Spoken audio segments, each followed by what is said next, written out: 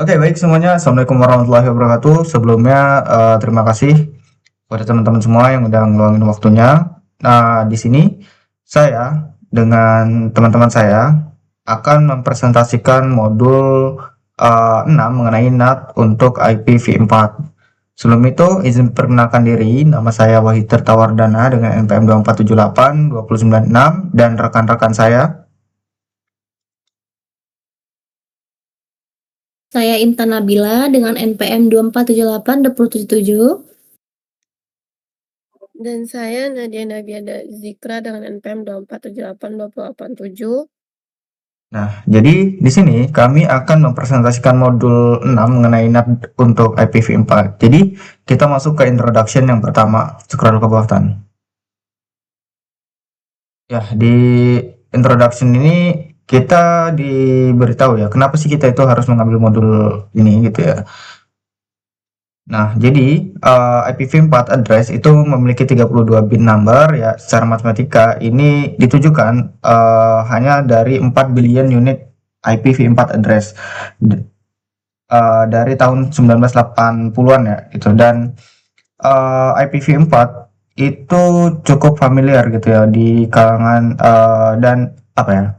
Dia affordable untuk desktop, laptop komputer dan HP gitu.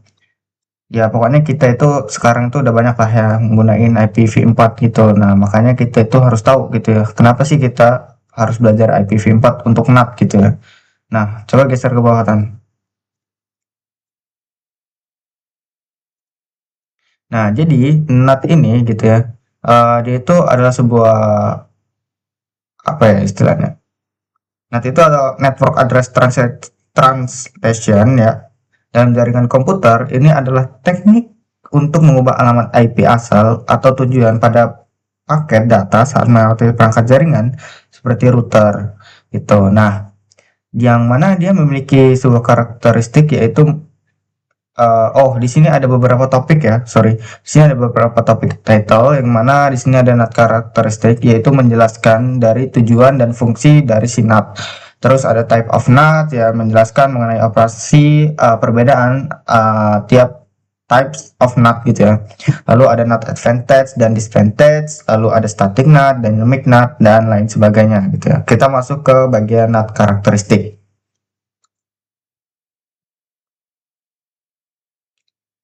Ya, jadi sebentar. Jadi NAT itu ya di sini kita tahu ya bahwa tidak cukup dengan apa there are not enough public IPv4 address to assign a unique address to each device connected to internet. Jadi nggak cukup untuk public IPv4 address itu digunakan ya di banyak device gitu ya yang terkonek dengan internet dan IPv4 itu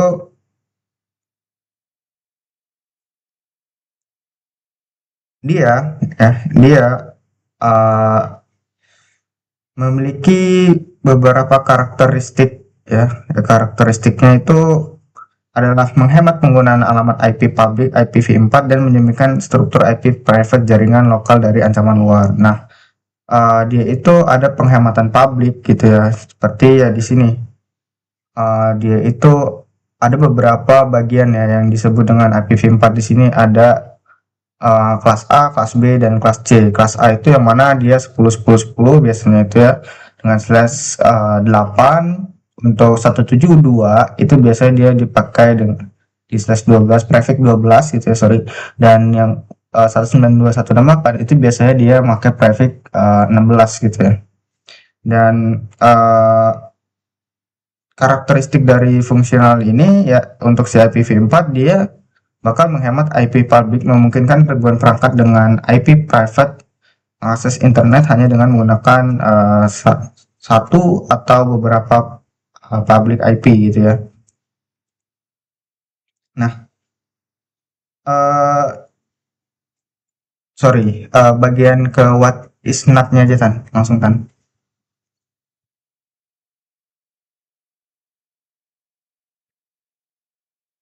Ya, jadi uh, what is NAT dan how NAT works gitu. Jadi apa itu NAT dan kenapa NAT itu dan gimana NAT itu bekerja gitu ya. Ya, definisi NAT itu menerjemahkan alamat IP private internal menjadi alamat public eksternal yang valid secara global. Dan cara kerjanya itu bisa dilihat di gambar coba.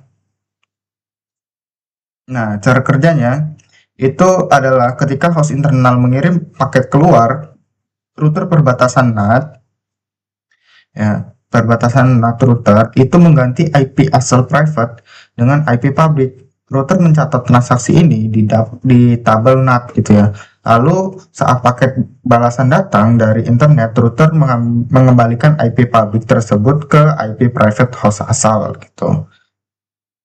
Nah, jadi itu jaringan yang lokal ketika dia dilempar ke internet, dia akan bahasanya itu kayak diterjemahin lah ke alamat private. Jadi orang itu nggak tahu ujungnya kita itu berapa gitu. Nah, coba ke bawah lagi kan. Nah, di sini ketika device itu di dalam staf internet gitu ya dan ingin berkomunikasi dengan device yang ada di luar dari si jaringan, paket itu akan diteruskan melalui border router, dan border router itu router performance, yaitu NAT yang memproses gitu translating, yaitu dari internal private ke public gitu. Nah, coba ke bawah lagi kan. Nah, gimana cara NAT itu bekerja gitu ya? Itu tadi ya, dia itu tetap menggunakan apa tuh ya? Coba ke gambarnya kan. Nah, coba play. Ya, jadi paket itu ketika dia mau melewati NAT, dia akan ditranslate gitu ya ke NAT yang di luar gitu ya. Di sini kita bisa lihat nih insight lokalnya itu 192.168.10.10. Ketika dia mau ke public gitu ya, maka dia akan mendapatkan IP publiknya, yaitu 209.168.200 dan seterusnya gitu ya. Nah, itu merupakan peran dari si NAT itu sendiri gitu. Nah, coba ke bawah lagi kan. Ya, ini adalah NAT terminologi gitu ya. Nah, terminologi ini adalah istilahnya kalau di Cisco itu membagi terminologi NAT berdasarkan lokasi jaringan, inside atau outside biasanya. Nah, dia itu melihat dari sudut pandang alamat, misal lokal atau global ya. Lokal itu biasanya dipakai untuk si alamat private kayak 192.168 sekian gitu lah ya. Nah, kalau global itu biasanya pakai 200 ataupun lain sebagainya. Nah, biasanya insert local address ini memiliki alamat IP asli yang dikonfirmasi pada host jaringan dalam biasanya itu IP private ya, yang seperti saya jelaskan itu nih. Dia itu ketika insert lokal dia maka 192.168 gitu, dan ketika dia di outside ya itu maka masuk langsung ke 200, 165, 201 dan seterusnya. Nah, untuk di inside global ya biasanya alamat IP public valid yang digunakan oleh dunia luar untuk mengenali host internal saat terhubung ke internet. Sedangkan untuk outside global address itu adalah alamat IP public asli yang dimiliki oleh host tujuan di internet, misalnya IP server Google atau web tertentu. Lalu ada juga yang namanya outside local address ya, alamat host luar sebagaimana ia terlihat oleh perangkat di jaringan internal dan biasanya sama nilainya dengan outside global. Nah, terus coba ke bawah lagi dan. Ya, jadi ini adalah beberapa perbedaannya. Di sini ada inside global, yaitu the address of source as seen from inside the network. Typically a private IPv4 address in the figure. The IPv4 address 192.168.10.10 is assigned to PC1. This is the inside local address. Jadi yang dinamakan inside local address itu biasanya IP private ya, yang biasanya itu diinisialisasi dengan 192.168.10 sekian atau networknya sekian gitu. Dah masuk ke inside global. Nah, di inside global ini alamat itu berasal dari outside network, yang mana tipikalnya itu global routable IPv4 address, yang mana in the figure when traffic from PC1 ketika jalan dari PC1 menuju ke web server 209.168.201, dan maka nanti di R2 itu akan mentransit inside lokal ke inside global address, dan ini adalah cache-nya dari R2 untuk mengubah IPv4 source address dari 192.168.10 ke 209.165.200.226. Nah, ini yang disebut dengan in-NAT terminologi, dari inside local address ke global address. Nah, masuk ke outside address. Nah, di outside address ini the address of the destination as seen from the outside network is the global routable IPv4 address assigned to host on the internet. For example, the web server is reachable at IPv4 address 209.165.201. Most often the outside local and outside global address are the same. Ya, jadi alamat tujuan itu akan dikirim dari outside network, dan global routable IPv4 itu akan IPv4 address assigned to host on the internet. Jadi dia akan mengirim dari host ke internet gitu. Sebagai contoh, web server itu akan react ya dari IPv4, dan akan most often gitu ya, dan harus itu melakukan outside lokal dan outside global gitu agar sama gitu. Nah, masuk ke outside lokal. Nah, di outside lokal ini dari destination atau tujuan from the inside network. Nah, sebagai contoh PC1 ya mengirimkan ke web server dari IP address 209.168.201, while uncommon the address could be different that the global routable address of the destination. Nah, masuk ke type of NAT.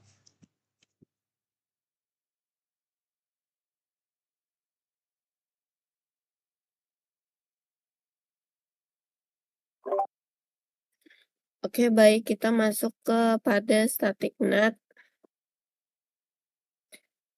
Kita bisa di sini. Terima kasih Wahyu. Sekarang kita berlanjut ke bab 6.2 untuk mengenai jenis-jenis NAT. Nah,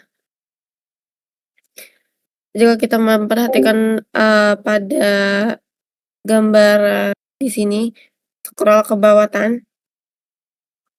Lihat gambarnya. Nah, siswa ini menjabarkan secara rinci 3 jenis utama operasional NAT serta perbandingannya, yaitu static NAT-nya, dynamic NAT, dan port address translation atau PAT, serta penanganan segmen paket yang tidak memiliki layer 4. Nah, sini kita akan bahas pada jenis pertama, yaitu static NAT.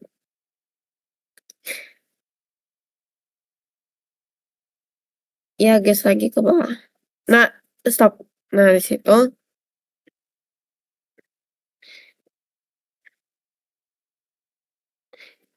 Atas lagi, Tan. Nah, situ. Nah, static NAT ini bekerja dengan metode pemetaan 1 ke 1 atau 1 to 1 secara permanen. Artinya satu alamat inside lokal ini tertentu akan selalu diterjemahkan ke satu alamat inside global public yang spesifik dari konstan. Metode ini tidak dimasukkan untuk menghemat IP publik, melainkan agar layanan server di dalam kantor kita seperti web server, mail server, atau FTP server itu bisa dihubungi secara terus-menerus. Nah, oleh pengguna internet luar menggunakan alamat IP publik yang tidak pernah berubah. Nah, geser ke bawah, Tan. Kita masuk ke dynamic NAT. Nah, kita bisa di sini pada jenis kedua adalah dynamic NAT.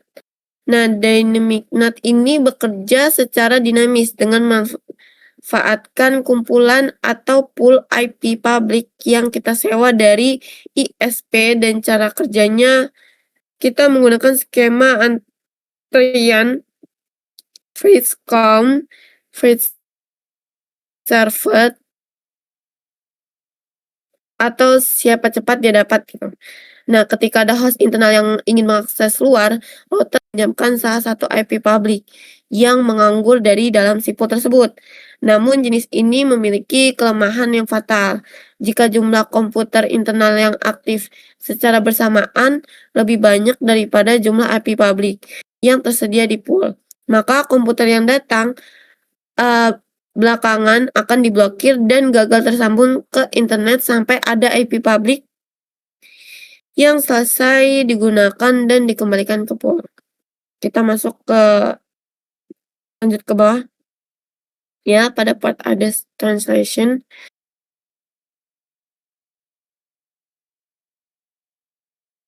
Nah, jenis ketiga adalah solusi paling cerdas sekaligus paling populer, yaitu port address translation atau PAT, yang juga dikenal di perangkat Cisco dengan sebutan NAT overload. Nah, mengapa PAT sangat revolusioner? Karena PAT yang memungkinkan ratusan bahkan ribuan host lokal internet untuk berbagi itu hanya satu atau sedikit alamat IP publik secara bersamaan.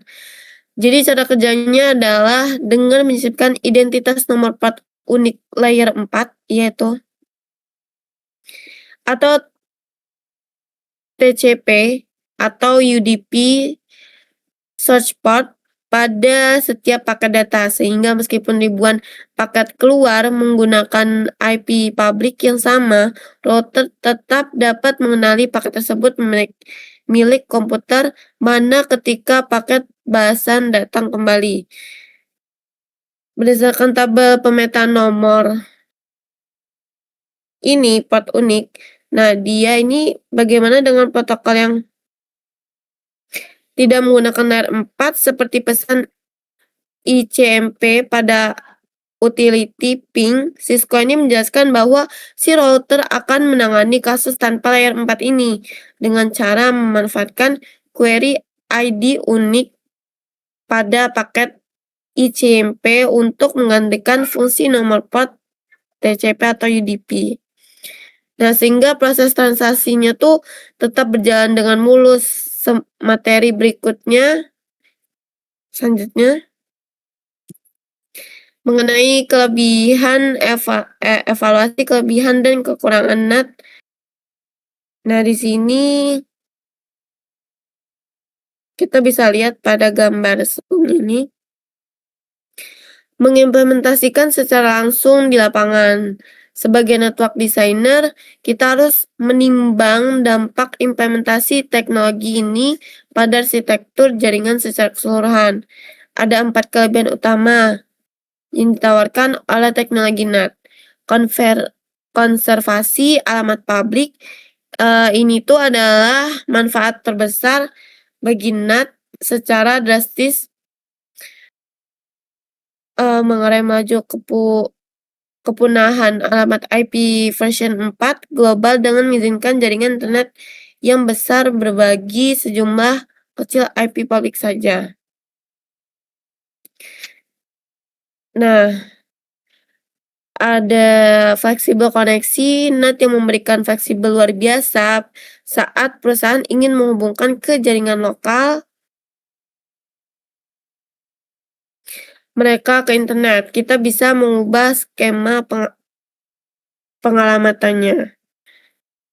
Nah, geser ke bawah. Oh, itu terakhir ya? Lanjut.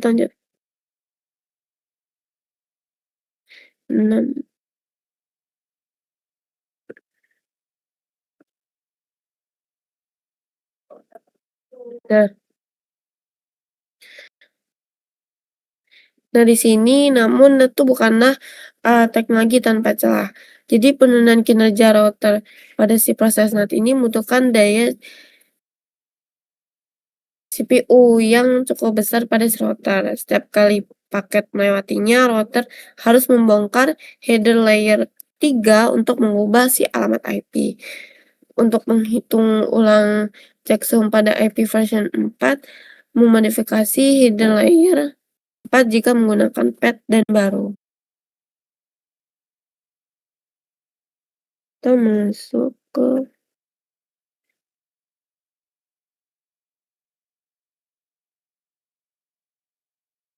masuk ke 6.3 Tan.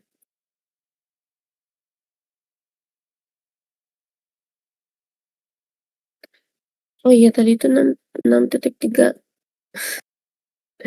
Kebal. Iya, kita masuk ke 6.4 aja.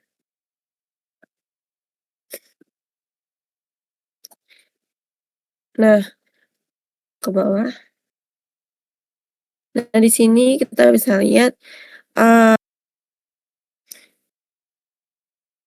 static NAT ini umumnya diterapkan untuk masuk ke web server yang diletakkan di area DMZ atau jaringan internal kita.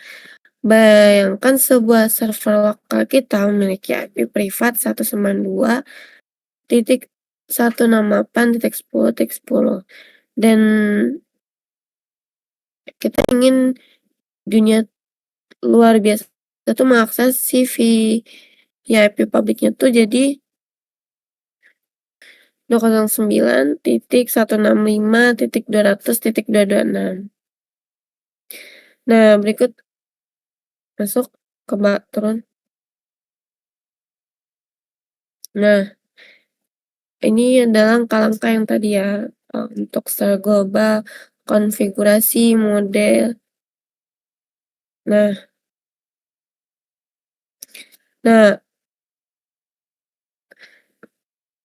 yang ini aja, itu kan konfigurasi tuh masuk stop. Nah, enggak atas lagi.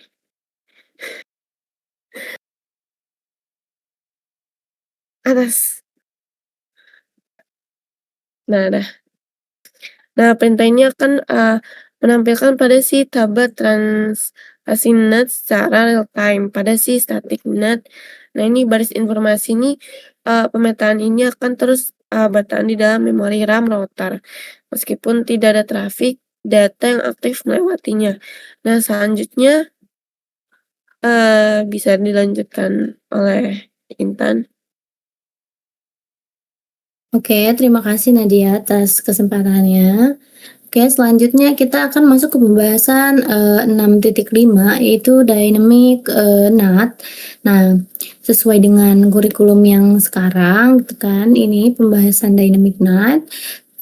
Kita akan membedah skenario pengalokasian IP public secara dinamis, menganalisis alur trafik pada paket dari dalam keluar maupun sebaliknya, dan melakukan verifikasi serta menyelesaikan tantangan di paket tracernya. Nah, dalam skenario Dynamic NAT, kita memiliki beberapa kelompok komputer klien lokal pada segmen 192.168.10.0/24 dan 192.168.10.10 serta 192.168.11.10 dan juga 192.168.11.0/24. Nah, yang ingin internetan secara berkala, di sisi lain kita memiliki sewa di sini. Di sini adalah sewanya.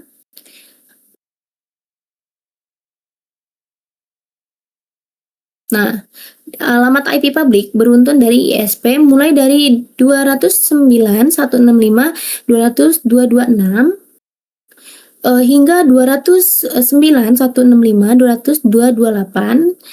Nah, untuk konfigurasinya ada 4 langkah prosedural yang wajib dilakukan secara urut. Maka pertama kita akan terlebih dahulukan IP NAT full-nya dulu yang menampung daftar IP publik sewaan. Nah, terus yang kita dengan nama full bebas, contohnya kita beri nama my full, sintaksnya adalah router, mungkin ada di sini nih. Nah, IP not full, terus not full one, ini untuk namanya. Terus kita 209.165.226, terus 209.165.240 dan net masknya 255.255.255.224. Nah, terus langkah kedua kita akan buat standar aksesnya. Sini standar aksesnya, akses control list, permit 192.168 0.0 serta 0.0.255.255. Ini adalah subnet masknya atau net masknya. Nah, ini kita akan mendaftarkan segmen IP lokal internal mana saja yang diizinkan untuk melewati jalur translasi ini. Contohnya ACL1, ACL nomor 1 tadi. Terus yang langkah ketiga, kita akan binding atau daftarkan ACL internal tadi dengan full IP public external yang telah kita buat pada langkah pertama dengan permintaan IP not inside source list one full not full one. Nah, terus langkah keempat kita akan tentukan nih interface internal dan eksternalnya dulu. Terus kita masuk ke interface local routernya. Lalu ketik IP not inside, kemudian masukkan ke interface external router dan ketik IP not outside. Nah, ketika ada komputer internal mengirim data keluar root not akan memeriksa tabel translasinya. Jika belum ada entire atau entry untuk IP tersebut, router akan mengambil satu IP public yang berstatus bebas dari myfull dan memasangkannya secara dinamis. Router secara otomatis memiliki timer default timeout untuk menghapus entire dinamis atau entry dinamisnya ini apabila komputer lokal tersebut sudah lama pasif dan tidak mengirimkan data lagi sehingga IP public bisa digunakan oleh komputer lain. Nah, kita akan lanjut ke 6.6. Di sini ada path. Nah, yaitu di sini apa maksudnya path scenario itu adalah port address translation atau path berdasarkan silabus kurikulum pada gambar ini, pada gambar sekarang. Materi ini sangat krusial karena di sinilah kita belajar bagaimana menghemat IP public secara optimal. Kita akan mempelajari skenario path secara konfigurasi menggunakan satu alamat IP interface. Cara mengkonfigurasinya menggunakan address pool, melakukan analisis perjalanan paket bolak-balik dari VC ke server, serta memverifikasinya. Mengapa path menjadi konfigurasi standar emas di industri perumahan maupun enterprise? Terus karena path mampu melacak port sumber dari protokol transportasi layer 4, Cisco memberikan kita dua opsi metode konfigurasi path yang sangat fleksibel, dan metode opsi pertama itu menggunakan alamat IP interface root. Nah, terus metode lain yang sangat cocok juga jika ISP hanya memberikan satu IP public dinamis yang langsung terpasang pada interface fisik one-nya. Kita misalnya interface serial Giga Ethernet gigabit G0/0/1.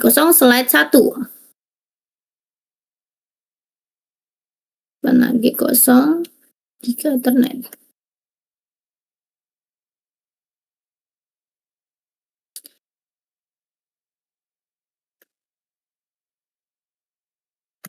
Nah, ini untuk serialnya.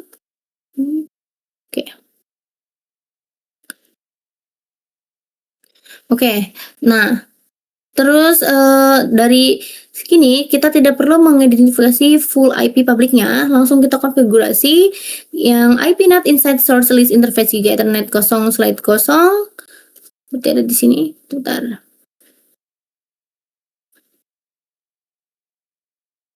Inside source list 1 interface 0/1/1 overload. Berarti di sini yang 0/0 ada di bawah. Ini slide 1.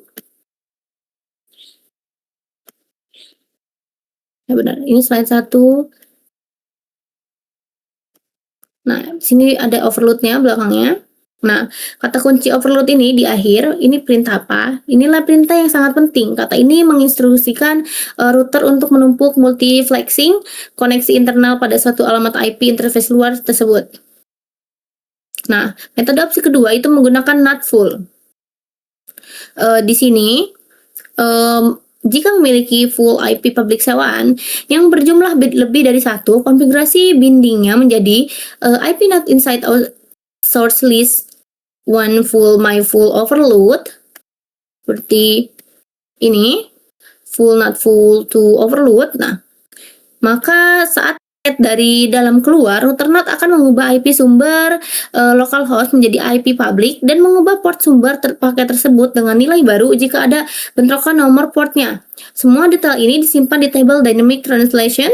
Kita dapat melihat aktivitas path ini dengan mengetik IP NAT static. Perintah ini akan menyajikan static present test pengguna alamat publik, jumlah translasi aktif, serta hit dan miss paket yang lewat.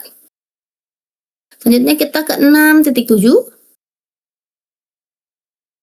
Nah, kita akan ke langkah bagian 6.7 yaitu net 64 seperti yang ditunjukkan oleh diagram kurikulum di sini dan dilanjutkan dengan pembahasan solusi teknologi transisi bernama NAT 64. Mari kita bahas pertanyaan tersebut secara fundamental, yaitu dengan NAT for IPv6. Nah, jadi apakah IPv6 ini membutuhkan NAT? Nah, dan dilanjutkan dengan pembahasan solusi teknologi transisi lainnya. Mari kita bahas nih. Jadi, IPv6 dirancang dengan ruang alamat sebesar 128 bit address. Nah, yang mampu menampung sekitar 340 desiliun dan 340 ini diikuti oleh 36 angka 0. Nah, alamat uniknya, jumlah yang hampir tak terbatas ini membuat kebutuhan akan teknologi penghematan. Nah, alamat IP seperti NAT overload di IPv6 ini menjadi sepenuhnya usang atau tidak perlu lagi digunakan. Setiap perangkat elektronik kecil sekalipun di bumi ini bisa mendapatkan IP public unique secara langsung dengan global unicast address dan berinteraksi secara end-to-end tanpa hambatan translasi.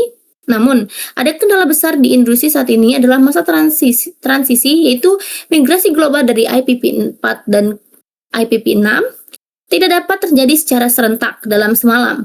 Masih banyak server-server lama di internet yang hanya memiliki alamat IPv6 only atau IPv6 saja, sementara banyak penyediaan seluler modern saat ini sudah ada banyak dan menerapkan jaringan internal yang murni berbasis IPv6 saja demi efisiensi operasional mereka. Disinilah peran penting teknologi NAT 64 diletakkan. NAT 64 adalah mekanisme penerjemah protokol yang memungkinkan perangkat berbasis IPv6 saja untuk mengirimkan paket data dan berkomunikasi secara transparan ke perangkat berbasis IPv4 saja. Router menerjemahkan alamat IPv4 menjadi alamat IPv4 publik sementara dan mengubah referentasi IPv4 tujuan dengan menjadikan alamat IPv6 virtual. Meskipun secara konseptual ini bertentangan dengan desain arsitektur IPv6 yang murni end-to-end dan NAT 4 merupakan jembatan mutlak yang sangat dibutuhkan demi kelangsungan komunikasi internal global saat ini. Oke, mungkin saya kembalikan ke moderator.